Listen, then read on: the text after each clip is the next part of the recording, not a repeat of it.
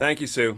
And it's great once again to be hosting a night for 92NY. And this is a really special one. This is a labor of love, no hyperbole necessary, and no written intro necessary for me, because each of our three guests tonight, our three artists, have brought just unbridled joy to my life for a long, long time. Darlene loves music. Every time you hear a Darlene Love song, be it a new song or an old song, no matter what kind of day you're having, it just brings joy into your life, and it has done so ever since the songs were recorded. I would say in the early 70s that Garry Trudeau and this book was pretty much my Bible growing up, the Doonesbury Chronicles. And I just wanted to say this, Garry. I gave this to my father in December of '77. And I wrote to my father, who has given me even more laughs than Doonesbury, forever grateful and loving. But I'll just say this. I was just being nice to him. That wasn't actually true. You had actually, no, it was close. It was close. And Mr. Trillin, Calvin Trillin, known to the world as Budd, with one D, and we won't get into that, our running routine, Mr. Trillin and I, about 1D versus 2D. And this is a book that I've read once and then read over again. Quite enough of Calvin Trillin. Do yourself a favor. I'm sure many of our audience tonight have read Calvin Trillin. That's always a good day, reading Calvin Trillin, a book by Calvin Trillin. Thank you all for joining us tonight. Darlene, we start with you. You sound as great singing as you ever have. So at this age, is there some kind of key to doing that? My key is continue to do it. And I work hard at it, and I think I love the joy of doing it. I just love singing. And since I believe that I have a gift from God to sing, I want to use it until I get 102. Is there any, along the way, let's say over the last decade or so, things that you've had to start doing in terms of voice rest or anything else? I think I read ice water's out, but room temperature is okay. Is anything that you've had to, I need to start doing this now in order to keep on doing this?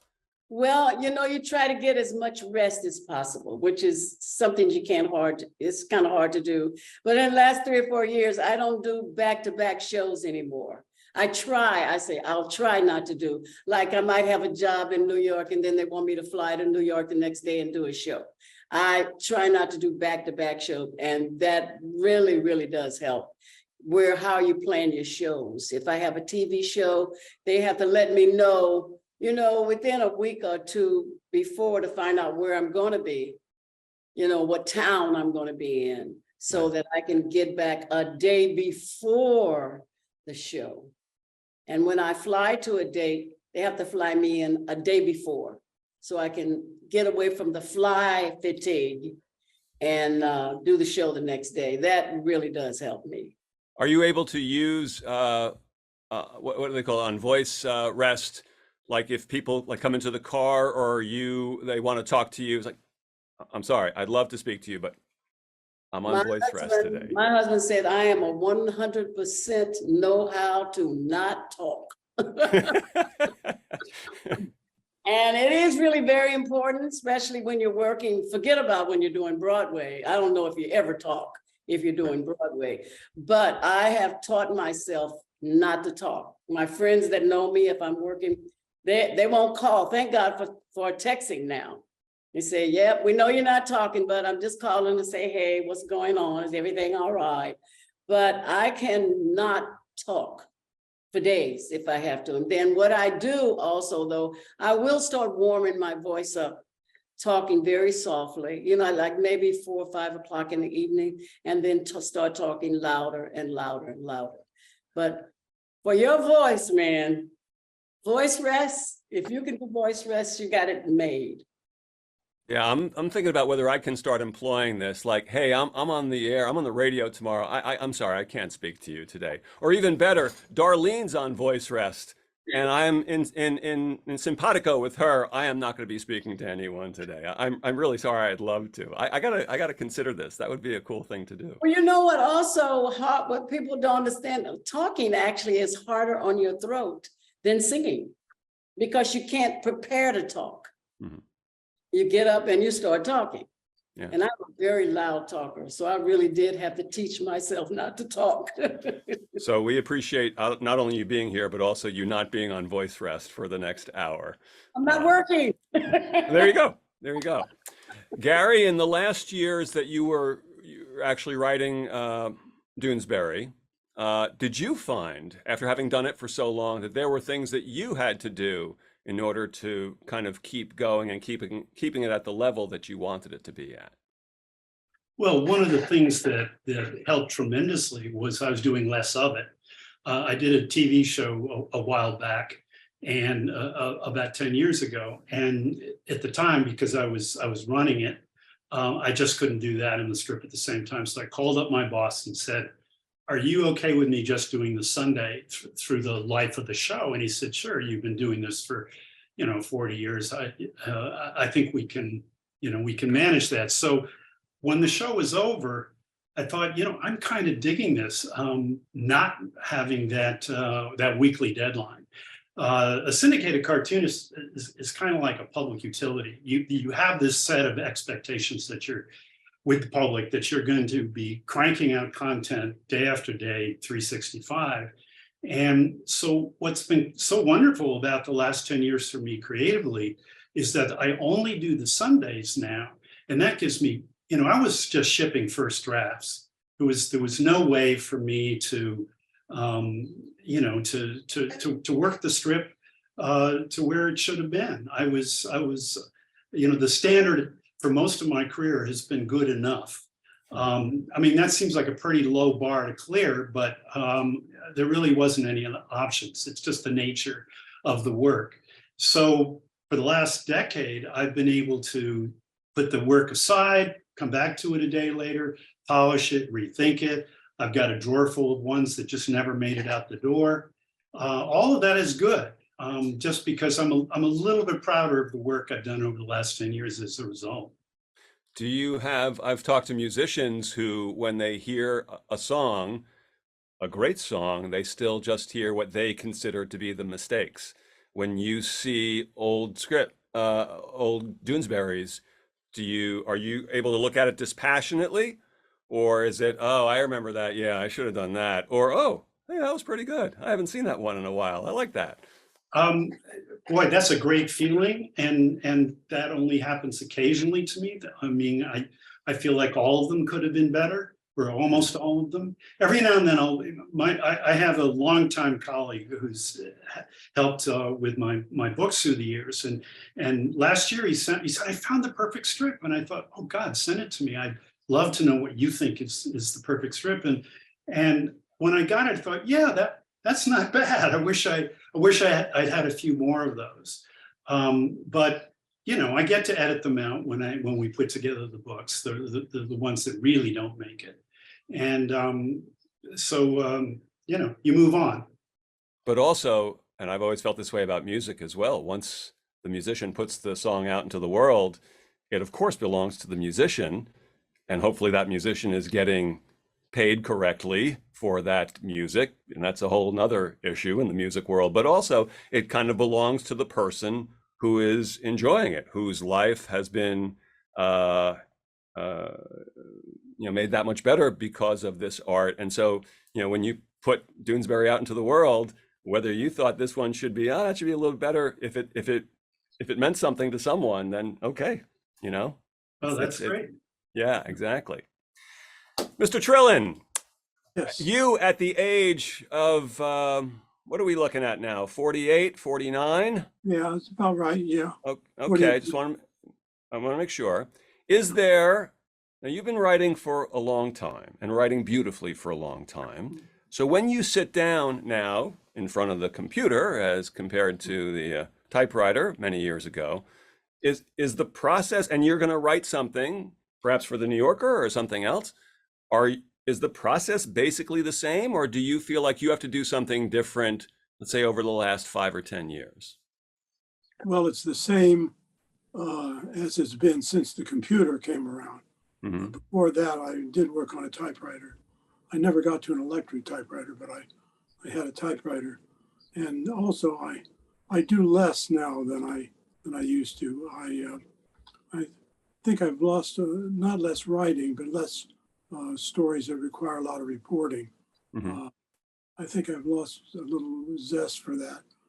Somebody told me sitting on that hard chair in front of the deputy police commissioner's office to see if he'll talk to you after a few decades loses its charm.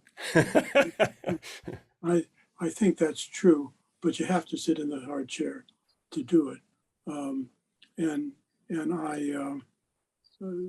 I do less of the kind of travel reporting. I mean, travel to reporting.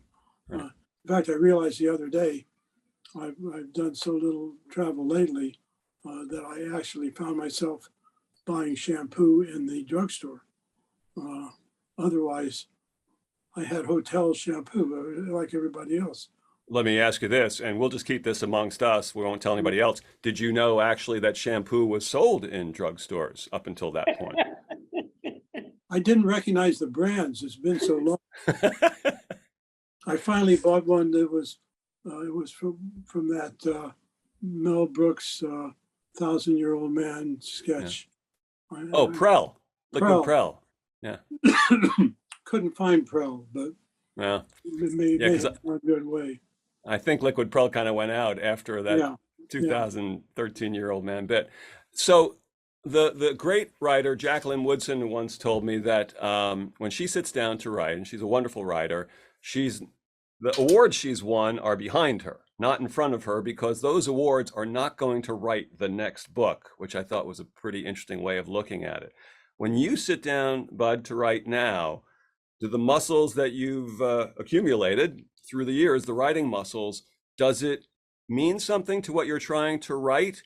Or when you have a blank, screen on the computer, it's a whole new ball game each and every time? well, I'm not looking at awards because I don't have any awards up there. Although, and I'm not here to boast, but in 1953 at Southwest High School in Kansas City, Missouri, I was voted third most likely to succeed. That was the last significant award I got, I think. You've already lost if you're only third on the likely to succeed.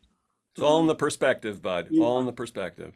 But I used to, with the typewriter, I used to have, for 15 years, I did a reporting piece somewhere in the country for the New Yorker every 3 weeks. So I had a kind of a schedule on the typewriter. So which started with something, unfortunately, we called the vomit out, writing sort of the story, except not even bothering to look at my notes or worry about what the language was like, which deteriorated very quickly. So I used to write the last, what we called typing up at the New Yorker, and I could imagine mistakenly leaving the vomit out behind, and the cleaning women are reading it to each other and saying, "He calls himself a writer." The vomit out, and you didn't copyright that phrase? No, I didn't. Yeah. I should have. There are a couple of press phrases I should have copyrighted. "Too good to check" is one of them, Right. which has become, I think, increasingly used. No, I quit doing that because you're basically writing the first draft with a computer. Right. I mean, you just keep correcting it. When I first got to the New Yorker, an older writer who's a very kind man said that he got the first paragraph exactly the way he was going to turn it in before he went on to the second paragraph, and from there to the third paragraph. And I said, I would still be working on the first paragraph. I wouldn't know how to do that. Yeah. My idea is to get to the end So you have a kind of a corpus to work on. And so that hasn't changed that much from the computer. And Bud, one last thing on this topic. No truth to the rumor. You said you came in third, most likely to succeed. Yes, I did. Yeah. There's no truth to the rumor that we tried to get the first two guys, number 1 and number 2, but they were unavailable for tonight's event. No truth to that rumor, by the way. I just want to make, ease your That's mind cool. on that one. You could have found them. They're still in Kansas City. Okay. Darlene, growing up primarily in California, a lot of music in the house, I understand, and in the church. Is there a moment when you say to your family, no, this is more than just for fun. This is serious. This is what I'm going to do? Not in my house. No, I didn't really think I was going to sing actually professionally until I got about 16 or 17. Right. Because in our house, it was strictly gospel music, strictly. We didn't play rhythm and blues, rock and roll. We had to go to our friends' houses to listen to what they call the devil's music. What your parents called the devil's music? Yes. And was I figured when I got my first pay job, I was getting ready to turn professional. and you have to go to them and say, I'm actually getting paid for this? Well, I was singing at a wedding, and the girls that I started working with, the Blossoms, asked me to audition for their group. And I think the reason why my parents allowed me to do it is because we were very well chaperoned. And everywhere we went, there was an adult with us. So, I got home on time, I got where I needed to be. And so they said, okay, let's see how she does with this. Matter of fact, they never thought I was going to be a professional. Let's go there. I didn't seem to them like I liked it that much, that I would end up being a professional singer. Is that because you had to do it growing up? You had to be in the I think choir, so. that kind of thing? I have 3 brothers and had a sister, and that's all we did. We went to church, we went back home, we ate, we went back to church, we went home, we ate.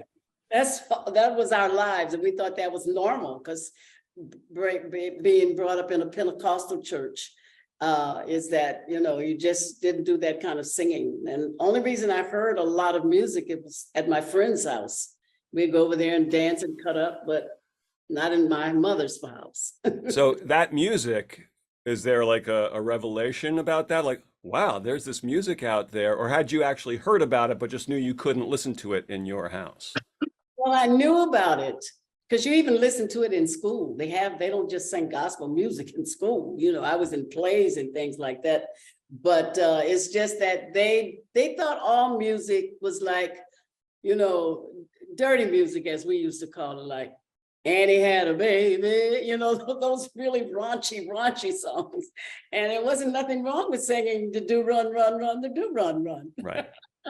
So is there a moment early on when you're working and you're singing these great songs? Is there a moment when your family finally comes to you and says, yeah, it seems like it's okay. It seems like, we get it. That's really great because I was doing a television show called Shindig in 1964, 65.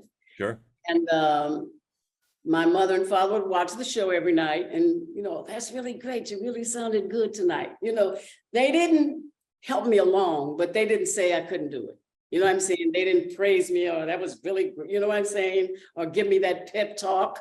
But the irony of it was the members of the church watched that show also. They were the ones that didn't think I should do it. So they actually called my father and told my father, I can't believe you let your daughter sing that. And his answer to them was, and I'll never forget it because it made me feel so good. Well, why were you watching it? She shouldn't do it, but it's okay for you to watch it. So had they never watched the television show, they never would have seen me singing it. You know what? Listening to something like "Wait Till My Bobby Gets Home," that is a blessed event, no matter where someone is listening to it. Garry, you go off to a university of some regard, as I understand, in New Haven, Connecticut. You're at Yale, and you start writing Bull Tales, the comic strip at Yale, and kind of the same thing. Is there a? I understand you come from a line of doctors. Is there a conversation at home? Right. Like, I grew up in a small, good. I'm sorry, I missed your question. No, that's okay. Go ahead. You grew up in. I grew up in a small town that my great grandfather had moved to as a young man. He had tuberculosis and he was a young physician. And he built the first sanatorium for TB in North America up in this little town, Saranac Lake, up in the Adirondack Mountains in upstate. Beautiful part of New York State. And his son was also a physician, as was his son, my father. And so there was this long tradition of medicine in the family. And but my father had felt that family pressure and he didn't want me to. So I was pretty much free to move in any direction I wanted with his blessing. I didn't have I didn't feel any pressure not to do something or to do something. I did spend one summer working in the research lab up there as kind of a nod to my heritage. But after I threw a very expensive Zeiss electron microscope out of alignment, which necessitated bringing in a team from Germany to fix, they decided that maybe it was just as well if I stayed out of medical research. And as you say, I went to college, and I was in my junior year. I had been killing a couple of weeks before I went back to school, sitting in my home on my bed, and I came up with this comic strip that kind of was on the coattails of this campus phenomenon, which was a fellow named Brian Dowling. He was the quarterback for the football team, and he was a sensation, and he'd never lost a game, and on a campus that really never cared much about football, certainly during the 60s. He had everybody's attention. So I wrote this strip about him and created a character named BD. I was about 4 strips into it when I got a letter from a fellow named Jim Andrews, who was starting a new syndicate, and asked whether I would be interested in syndication. So that's the the foundation. That's the origin story. There are no 10,000 hours. There's no paying dues. It's the opposite of Darlene's career. I was thrust into the limelight with no preparation, very few technical skills, and the selling point was that this was kind of raw and dispatches from the front lines of the counterculture. He's writing about sex, drugs, rock and roll, and politics. No one else is doing that on the comics page. Don't you think your comics page needs that? That was the pitch that Jim was. We were trying to get something from the lemon, and that was the pitcher of lemonade we made. If you got a job waiting like right after college, it's a little, I would imagine, a little hard for the parents to say, like, wait, you're going to become a cartoonist? Because if it's just an aspiration. I don't think they believed for a second that was going to last. I think they were just waiting for this early fame and fortune to recede until I basically returned to a state of full dependency. I think they just assumed that's what was going to happen. And it didn't, thank God. No disrespect to your family, but it seems to have taken pretty well. Bud, how about you? Is there a conversation with your family back in Kansas City when you have some notion, maybe as you're getting out of college, of, no, I think being a writer and a reporter is what I'm going to be? Did you have to make the case back in Kansas City? Well, I always say that my father's aspirations for me were that I be president of the United States, and his fallback position was that I not be a ward of the county. And so you're 1 for 2 is what you're saying, I guess. Yeah, I think he thought of journalism, which is, I guess, what we're talking about, as something in between that wasn't totally bad. He didn't have he was a grocer himself, and he purely hated the grocery business. And so he had no desire for me to go into that business. So I think he was reasonably happy. I later found a few things he had written, little short stories, little vignettes that were on these kind of small note paper, all very neatly done. He was a very meticulous man. And so I think, on the other hand, what I wrote, I'm not sure he always completely agreed with or anything like that, but he was. I think it's fair to say he was supportive. I certainly didn't have to rebel to do, and I didn't know what I wanted to do either.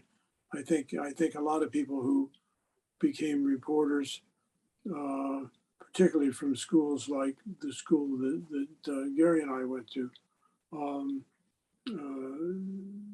they didn't take a big part. They sort of backed into it. Either the novel wasn't working out, or they were working at a magazine when it came time to make a decision, or something like that.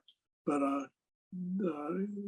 I don't think many people my age thought of woke up as a 10 or 12-year-old little boy and saying, "Boy, I want to be a journalist when I grow up." Plus, we had a cousin by marriage who was a purchasing agent for the Kansas City Star. He was our link to big time journalism. And he told my mother once that the only reporter or journalist who made a decent living was Drew Pearson. And he was a columnist. And Right. so I think my father, I think my father sometimes, I think all parents, I may be wrong about this, because you see a kid so much, sometimes you might think, how did we make such a special person? It's just wonderful. And then there are times when you think, can that kid find his way out of the rain to go home? I mean, because you see all sides of the kid. Sure. And so we didn't have any big battle about that. I think he thought it was okay. We will get to the audience questions in about 15 minutes. And obviously, three of our guests have had such a rich career. We could spend hours and hours and hours with each one of them.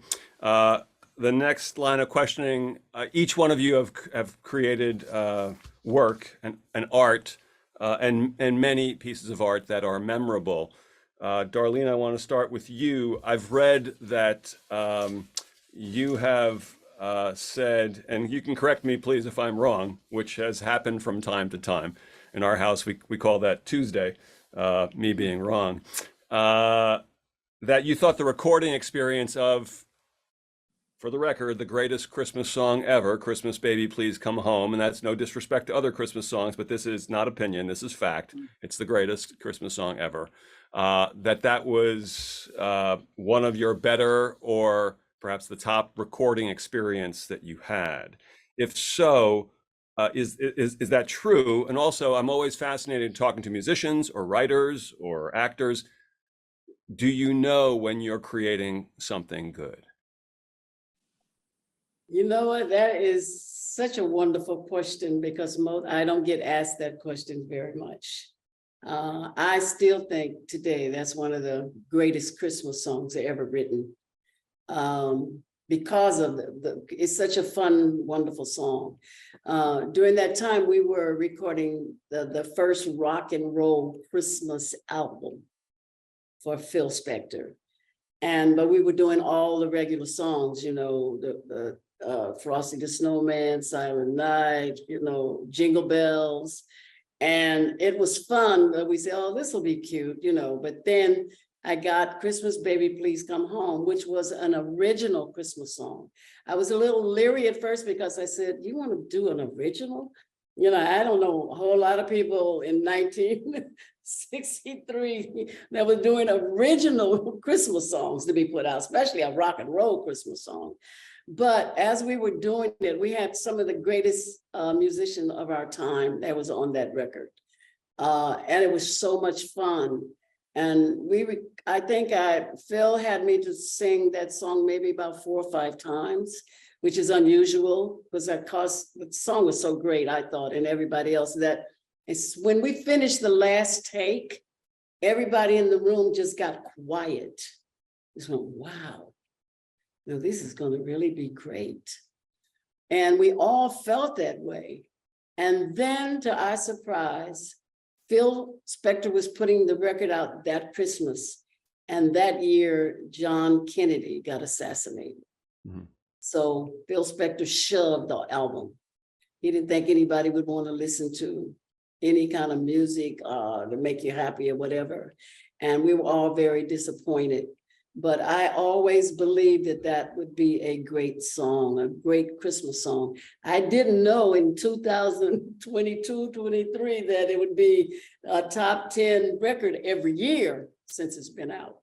So, there's the good at picking hits. So there's the old Duke Ellington expression. There are 2 types of music, good and the other kind. That's right. And that song. And of course, the annual visits on the Letterman show, and that was an annual beautiful experience. Those were really great times because I was doing a show called Leader of Pack, and Paul Schaefer played Phil Spector in the play, and he invited David Letterman down to see that show, just to see the show. And on his show the next night, he said, "That Christmas song that girl sings in the show." That's one of the greatest songs I've ever heard. We got to get her on our show. Now, I didn't know it was going to be for 28 years. That one song, I think he did let me sing a couple of other songs during that time. But 28 years, I sang Christmas Baby, Please Come Home on that show. It's beautiful. I don't even celebrate Christmas. And yet, when I hear Christmas Baby, Please Come Home, I'm not even being facetious, that's the beauty of the song, or the beauty of any great art, and certainly music is, I don't have to be like, oh, I'm celebrating that or in that position, but if it gets me, it gets me. And you don't have to explain it. It's an amazing song. Garry, I brought props here, and I bring this once again, the Doonesbury Chronicles. Look, over the years, thousands of strips, and I will go back occasionally and look. And I came upon one recently that I hadn't read in a while, a whole series about busing in Boston during the mid-70s, which was just beautifully done. But I can say I have a favorite Doonesbury strip. I'm gonna butcher this because there's nothing that is better to do in a visual medium than read a cartoon. But you got one of the hippies talking to a bricklayer because the hippie has taken a job as a bricklayer, and the hippie, for want of a better term, it says, "Excuse me, bud, can I ask you a question?" The bricklayer says, "Sure. Why is it you construction workers are so unenlightened? Don't hard hats know anything about the Marxist doctrine?" And the bricklayer says, "Yeah, a little." And then the bricklayer says, "But I think they're very anachronistic. I prefer Andre Malraux's contention that Marxism is not a doctrine, but a will to feel proletariat." And then in the final strip, you see, is it Mark Hotmeyer? Yes. Slackmeyer. I had a friend named Mark Hotmeyer. He looks like basically breaks the fourth wall like this. And the bricklayer says, "Hand me another brick, will you?" And I just never forgot that. And hundreds of others.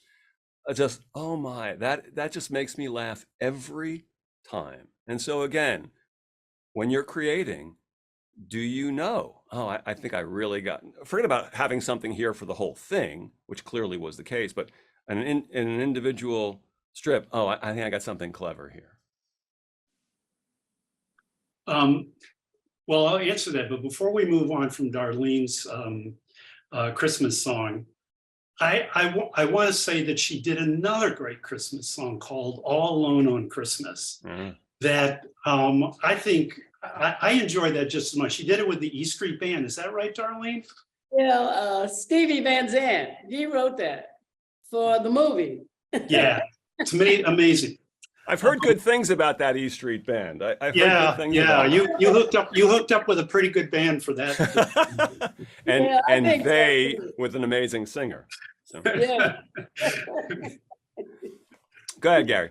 I think what I was doing at that point is I mean what writers do, and you know, I've been fascinated by the wider conversation about agency in writing what they do know and don't know, and of course writers of fiction, which cartooning is. The whole point is to write people you are not, and to confine yourself to people who are exactly like you.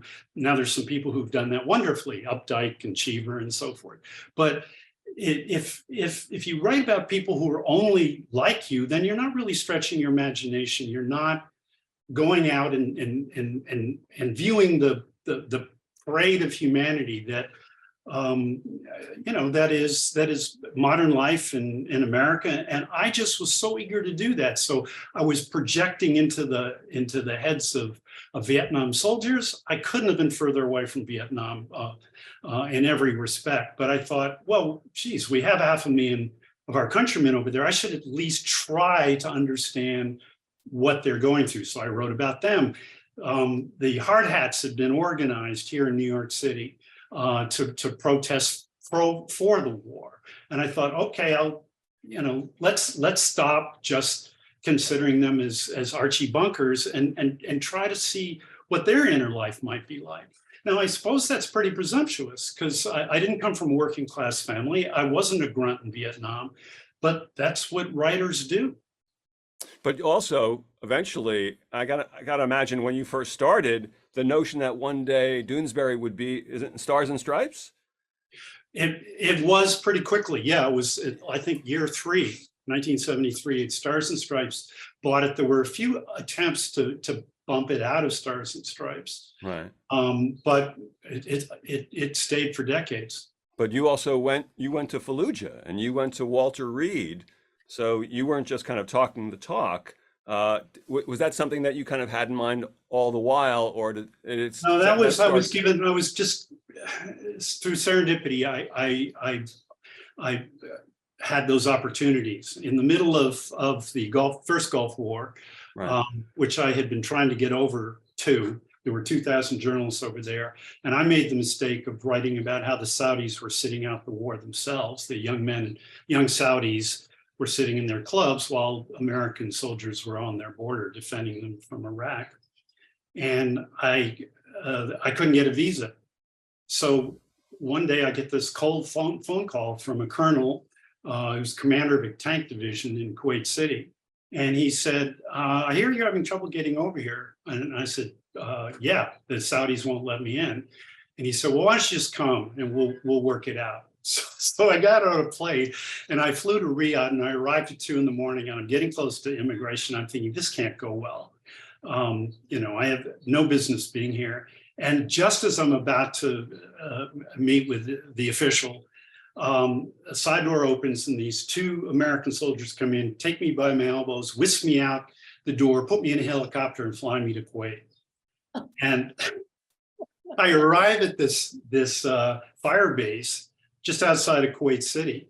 And the colonel's there to meet me when I land, and he takes me to his office and said, I was one of those guys who was reading your strip in Vietnam. I was a young lieutenant, and I was trying to wrangle these mismatched conscripts into a fighting unit that could stay alive. And I always wondered about you. And I thought, well, maybe if you give the guy half a chance to try it on. And he said, the modern volunteer army is very different.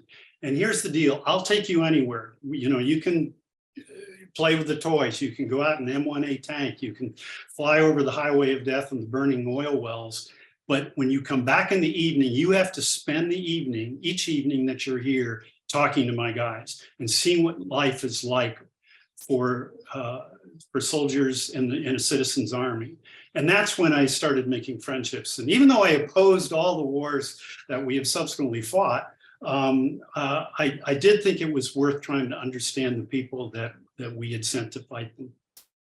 That's a pretty good day on the job Yeah. when the guy says that to you, and that's putting it mildly.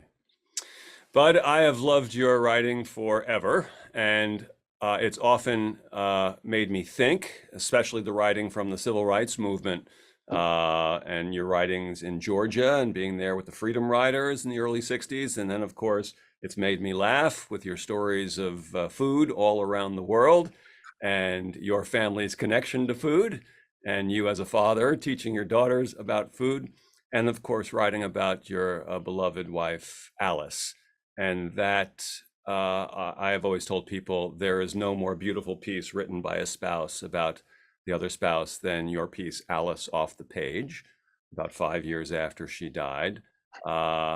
We've talked about the writing of that, and I'm curious, and the reaction. And I'm curious, as you're writing what I would assume to be a very difficult piece to write, is there some sense of this will have an impact on people who never knew me, who never knew Alice? I wasn't so concerned about people who never knew me, but I was about people who never knew Alice, because the pieces I had written that Alice was in up to then, she was the sort of stable character, and she was the serious one, and with a somewhat goofy husband, and I think David Remnick asked me if I'd be interested in writing about her, and I hadn't thought about it really. And then I realized I had a sort of a structure already, which was the using her quotes when she was in a way a cartoon character, and going from there to, as a kind of a corrective, to say who she really was. So the book that later became a book called About Alice, and I would say that it wasn't hard to write. It wasn't hard to write, except emotionally. I mean, it sort of seemed to come in a package. And I think I had the same experience Gary's had.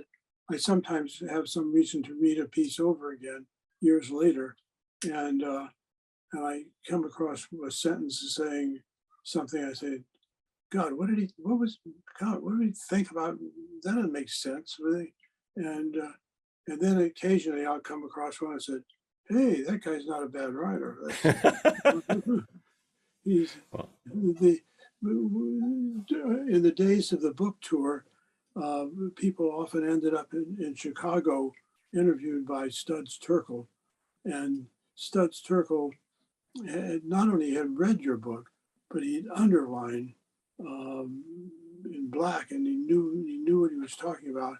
And I suggested that people who gave stipends to writers or sent them to some villa in Italy to write, if they wanted to buck them up, they just put them on Studs' show. Yeah. And say, because in a book tour, after a while, you found that you said the same thing over and over again, and you're getting pretty sick of it. And but one interview with Studs would take care of that. Mm. Darlene, we'll get to the audience's questions in just a minute, but Darlene, I've always fascinated by what propels people to push through during the hard times. When I covered sports, the adage was the better story is in the losing locker room. The emotion's a little more less cliche, a little more unvarnished. They've come this close to realizing their dream, maybe a championship, only to, for whatever reason, fall a little short. And I'm always fascinated by successful, influential, and wonderful artists like the three of you, and what gets you through moments when it's not going so well. And the story you've told many a time, which I believe always bears repeating because there's a lesson in it for people of all ages and all fields, is when the music has dried up a bit in the 70s and you're out of the business, and to support your family, you're cleaning houses in California. And then one day you hear one of your songs on the radio. In those moments, what was that period kind of like for you? Just kind of putting your head down to do the work, or is there some notion of, wait, I have a gift, I should get back to doing that gift? You know, I think those can be some of the worst times in your life if you let it be. I had 2 children at the time, and I always wanted to keep a happy perspective about any and everything that I did. I did more things with my children during that time. I stayed in church a lot. That's where I was doing a lot of singing. My faith in God really grew because I knew I've been singing since I was 16, that was something I should be doing. I think it was just a time in my life where I was really just getting myself back together, you know, with everything that was going on. My father had passed, and I was really very, very close to my father. And it was a time that I didn't want to grieve. I didn't want to be in the slump. I'm always known as being a happy person, a happy countenance. I love singing. Singing brings me such joy that during those times, I did a lot of singing in my house without music, just thinking of a great song to sing, you know, and mostly they were religious songs. Mm-hmm. I think about Aretha Franklin, who I love, and I would try to sing one of her songs, you know, do my best. But the majority of the times when I felt myself really getting low, I would think of something great. You know, I'm alive, I'm happy, you know, I'm healthy, you know, go do something for someone, go and volunteer, you know, at hospitals, whatever. And then, as you said, that's what happened cleaning this lady's house. I said, if I'm gonna clean, I'm gonna be the best cleaner. And singing this song, you know, I was just humming, and then all of a sudden I hear Christmas Baby Please Come Home coming down the hallway playing. And I went, okay, there it is. I'm getting back in there, I'm getting the groove. And from that point to this point right now, I never stopped believing that I was going to be in this business and was not going to let anybody stop me from doing it. Well, as someone who saw Leader of the Pack at the Bottom Line in 1984, I don't think I was there for like double figures 10 or 11 times, but it was getting close. We are all blessed that that transition back into music happened. We're going to take a couple of quick questions before we start to call it a night at around 7 o'clock from the audience. And so I will lead with a question from Perry for Garry. And let's just try and make I'm a big storyteller, but let's try and get to as many questions and answers as possible in the next 10 minutes. Garry, how are you able to make such extraordinary political commentary without ever being mean-spirited? What impact have you hoped that your strip would have in our society? Well, I like to think I'm not a mean-spirited person, but certainly there are plenty of people who would disagree with the person who asked the question. You know, I've heard from them my whole career. And, you know, particularly in the last few years, things have gotten very heated. But, you know, you find, you know, for me, when I'm doing it, I don't write in the heat. You know, I'm writing at room temperature. I'm in my comfort zone. The question that you asked earlier about having a crisis over the course of a career, I had one where I just wasn't coming up with anything, and I was literally in a fetal position on the floor one day. Never forgot it. And then I was talking to someone on the phone, and I said, well, I really don't have a choice. You know, I signed a piece of paper that says I'm going to do this every day for the next 10 years. And so I somehow got myself together, and the week that followed that was probably the best week of my career up until that point. And so I said, okay, you're temperamentally suited to do this. Structurally, and not everybody is. A lot of people who want to be cartoonists, they're great for the first 6 weeks or the first 12 weeks or 18 weeks, and then they run out of steam. I found that if I was careful in pacing myself, that it really was something I was built to do. And I feel a little like Darlene said that okay, this is my calling. And by the way, I saw Leader of the Pack too in the bottom line. And my daughter for a while was a country singer, and she performed there. And I remember telling her one night, you have no idea who has performed in this space. It's everything from Bob Dylan to Darlene Love to Joni Mitchell to and on and on and on. And, she wasn't nearly as impressed as I thought she should be, because she was young and she didn't have a sense of history yet about all the shoulders she was standing on without knowing it. And that was the first time that I became aware of you as an artist who had been subjected to what I think everybody began to agree at that point was a terrible injustice, that you had not gotten your due, and that Phil Spector had treated you shabbily, and your group didn't even have its name on those first two big hits, and so I think anybody who's sort of a music nerd, and I'm kind of maybe a room temperature music nerd, but when you finally got inducted into the Hall of Fame, I thought, there wasn't anybody who knew anything about music who didn't think that was the best pick of all time. Sure. And I'm sorry, I'm supposed to be talking. No, that's okay. I love that. And I'm a fanboy here. You said it beautifully. Let's get a couple more questions in. To Mr. Trillin, here's a very specific question. Are Kenny Shopshin's soups still available anywhere in Manhattan? Kenny Shopshin was the proprietor of what started out as a corner store about 2 blocks from me in the Village.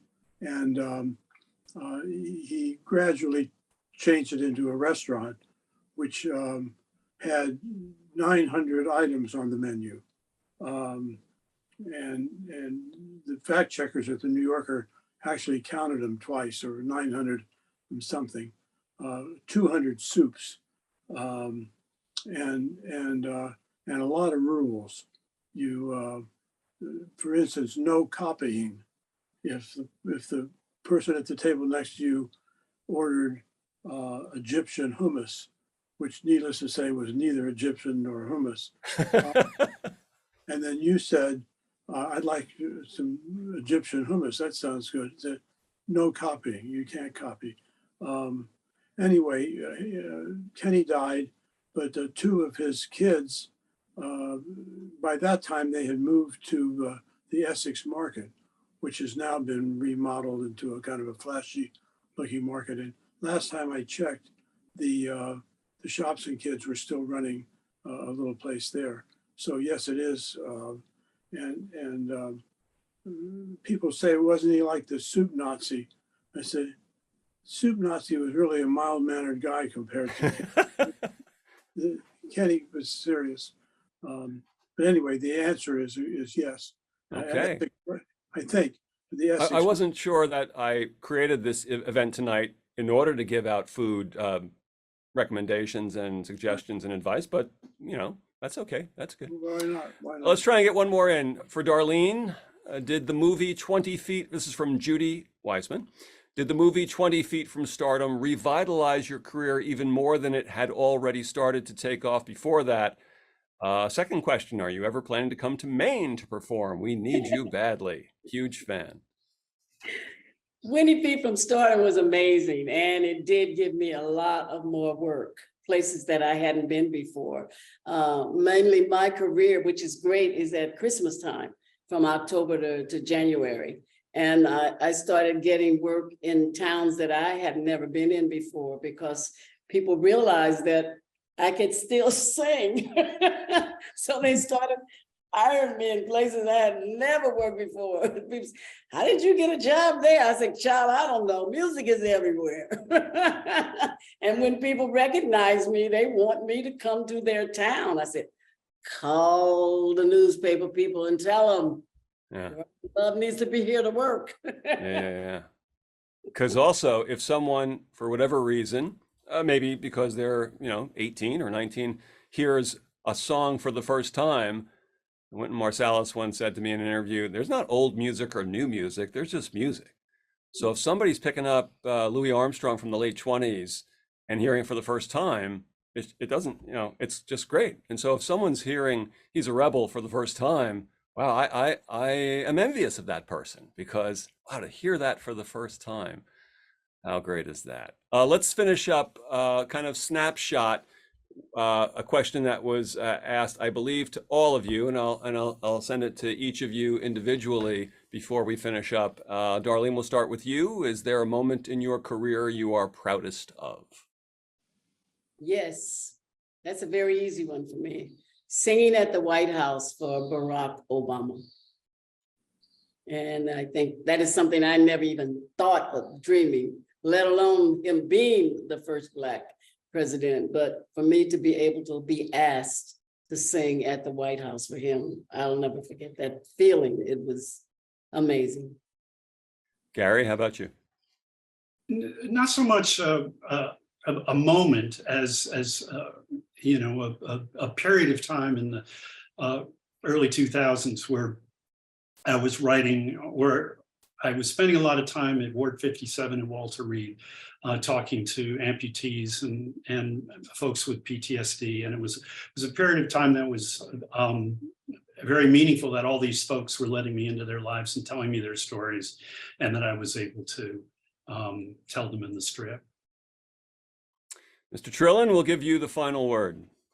Well, you gave it to the wrong person, because I don't know that. Okay. I write so many different sorts of things. Well, let me shape the question differently then. Is there a moment, maybe early on, when you start to realize, and your writing has taken you all over the country and all over the world, actually, and you're covering serious things like the civil rights movement down south, and then you're covering joyous things.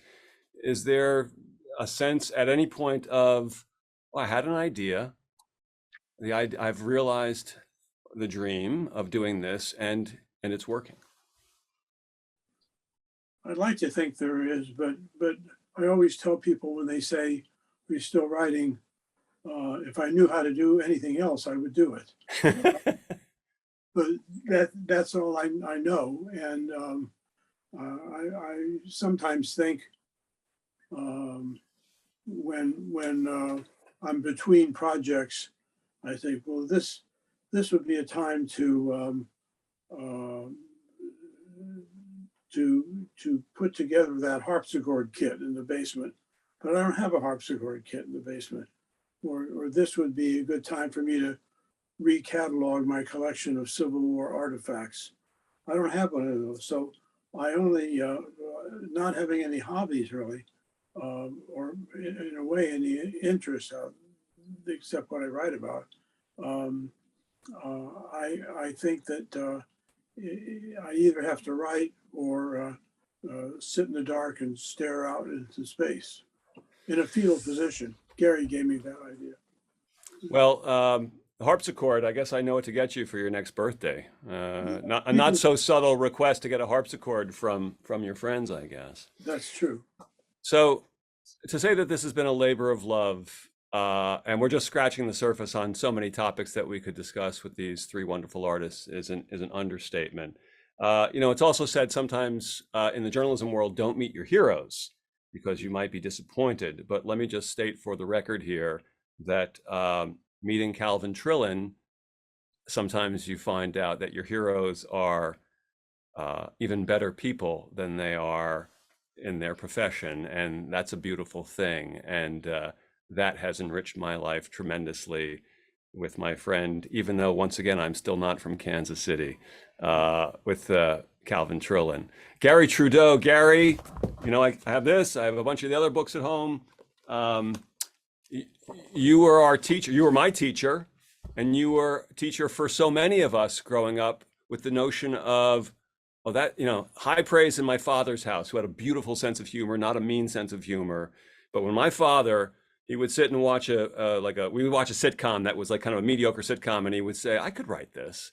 And he wasn't bragging. He had a great sense of humor. He just didn't want that lifestyle. But when he saw something really good, he would say, oh, that's clever.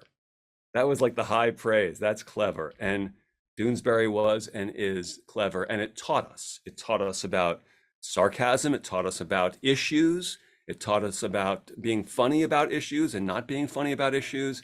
And it never stopped teaching us. And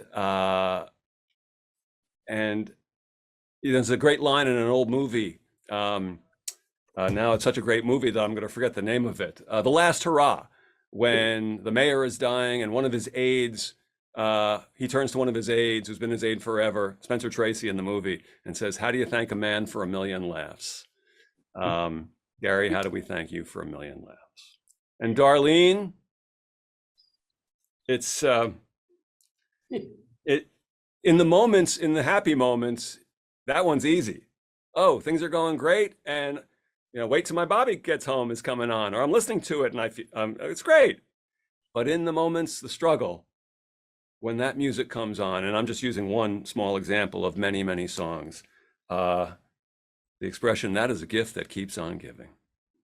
And could Darlene sing us out? Actually, Bud, well, great, but I was going to ask you to do that, actually.